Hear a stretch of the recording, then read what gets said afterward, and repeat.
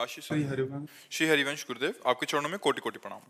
महाराज जी, वापसी की तैयारी कब व कैसे की जाए? देहाभिमान पूर्णता गलित कैसे और कब होगा? देखो, विषयों की स्फुरणा होती है। सबसे पहले जब हम विषयों का चिंतन करते हैं, देहाभिमान गलित होने का उपाय बता रहे हैं। क्योंकि कर्ता और भोक्ता ही देहाभिमान है। मैं ये करता हूँ और मैं ये भोगता हूँ।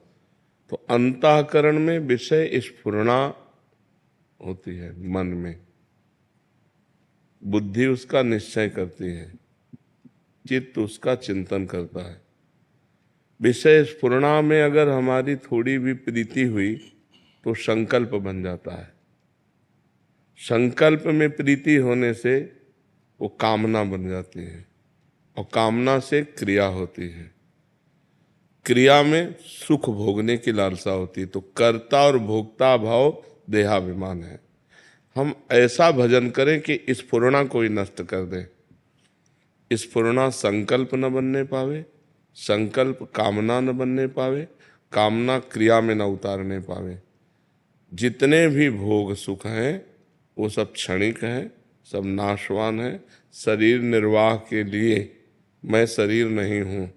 शरीर निर्वाह के लिए हम केवल विषय सेवन करें और शरीर का जो धारण करने का लक्ष्य है वो भगवत प्राप्ति है। इसलिए एक क्षण भी नाम का अंतराय न रह जाए।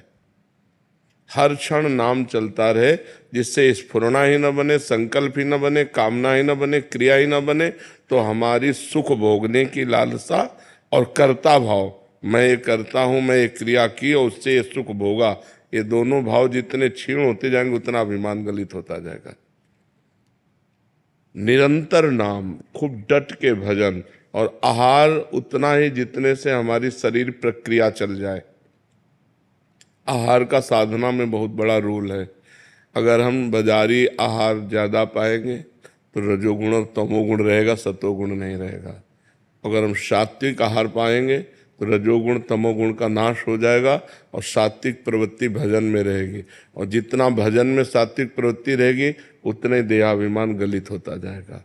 असत आचरणों से देहाभिमान पुष्ट होता है, सद आचरणों से देहाभिमान गलित होता है। जितना मन मलिन होता है उतना देहाभिमान पुष्ट होता है। जितना मन निर्मल होता है उतना देहाभिमान गलित होता है। जितना संसारी पुरुषों का संग करते हैं देहाभिमान पुष्ट होता है। जितना संत पुरुषों का संग करते हैं देहाभिमान गलित होता है। ये हमें सावधानियां रखनी है और हमें ऐसे चलना है। नाम एक तार चलाना है। स्फुरणा ही ना होने पावे मन में विषय की, कामना की, क्रिया की, स्फुरणा ही ना होने पाए। और क्रिया करना ही है हमको। जैसे आप ऑफिसर हो तो अपने डिपार्टमेंट में आपको कार्य करना है, तो सब में भगवत स्वरूप देखते हुए अपने कर्तव्य के अनुसार व्यवहार करते हुए बिल्कुल निरपेक्ष रहते हुए, करते हुए भी नहीं कर रहे हैं, नहीं करते हुए भी कर रहे हैं। इस स्थिति में जब तक हम नहीं आएंगे तब तक देहाभिमान गलित नहीं होगा। नाम खूब जप करो, पवित्र आहार अल्पाहार करो और इतना भजन करो कि स्फुरणा ही किसी कामना की न होने पावे। और अपने कर्तव्य का ज्ञान रखो कि हमारा जो पद है उसके अनुसार हमें समाज में क्या व्यवहार करना है, उसमें अपराध न बनने पावे। तो इसी से भगवत कृपा से देहाभिमान गलित होकर यंत्रवत क्रियाएं हो रही, करता आप नहीं है। जैसे इनके शरीर की क्रियाएं हो रही, आप कर्ता अपने को नहीं मानते, ऐसे इस शरीर की क्रियाएं हो रही तो आप अपने को कर्ता नहीं मानते। जैसे इनके पाप पुण्य के आप अधिकारी नहीं हैं, ऐसे जो अकर्ता पुरुष है, जो समदर्शी पुरुष है, वो अपने शरीर के पाप पुण्य का अधिकारी नहीं होता, वो मुक्त हो जाता है। जिसका देहाभिमान गलित हो गया उसके द्वारा पूरे संसार की हत्या हो जाए तो पाप नहीं लगेगा, पूरे संसार का भंडारा हो जाए तो कोई पुण्य नहीं लगेगा। देहाभिमान रहित महापुरुष के द्वारा जो सत्क्रिया होती है वो यंत्रवत भगवान के द्वारा होती है। वो भगवत स्वरूप हो जाता है जिसका देहाभिमान गलित हो जाता है। तो उसके लिए प्रक्रिया ये कि खूब नाम जप करो और सावधानी ये रहे कि विषय स्फुरणा न होने पाए। स्फुरणा हो जाए तो संकल्प ना बनने पावे, संकल्प बन जाए तो क्रिया न बनने पावे, और क्रिया हो तो सावधान हो जाए। अब वो फंसा लेगी क्रिया। क्रिया में उतर गया तो फिर कर्ता भाव उसे फंसा लेगा, और जहाँ कर्ता भाव है तो भोक्ता भाव अपने आप उसे भोगना पड़ेगा। अवश्य में वो भोक्तव्यम कृतम कर्म शुभाशुभम, शुभ अशुभ कर्म का कर्ता फल को जरूर भोगेगा, उसका सुख दुख फल भोगेगा। अहंकार विमूढ़ आत्मा, मूढ़ता में अहंकार होता है, ज्ञान में अहंकार नहीं होता है। तो ये ज्ञान रखो, हर समय सावधान रहो, खूब नाम जप, बस खास बात नाम जप है। जितना नाम जप करोगे उतने ज्ञान विज्ञान प्रकट होता चला जाएगा, अहंकार गलित होता चला जाएगा। समझ पा रहे आप? मोहन गुप्ता जी सूरत से।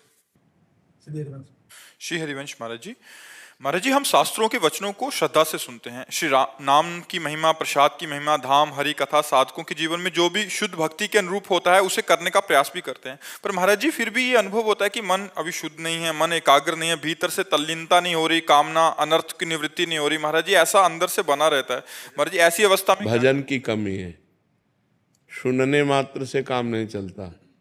हम ज्यादा पढ़ने और सुनने में समय नहीं लगाया, करने में लगाया है। अगर हमने किसी बात को पढ़ा एक लाइन तो वही ग्रंथ बंद कर दिया और उसका 100 बार चिंतन किया और उसको अपने जीवन में उतारने की कोशिश की। तो बहुत नायम आत्मा प्रवचनेन लभ्या न मेधया न बहुना श्रुतेन, ये आत्मबोध न तो बहुत प्रवचन करने वाले को मिलता है, न बहुत प्रवचन सुनने वाले को मिलता है, न बहुत बुद्धिमान को मिलता है। जो वर्ण कर लेता है उसको मिलता है। आचरण में उतारो, खूब नाम जप करो, अभी सब संशय खत्म हो जाएगा, मन निर्मल हो जाएगा। रात दिन नाम का चिंतन करते हुए नाम जप करो, नाम का चिंतन करते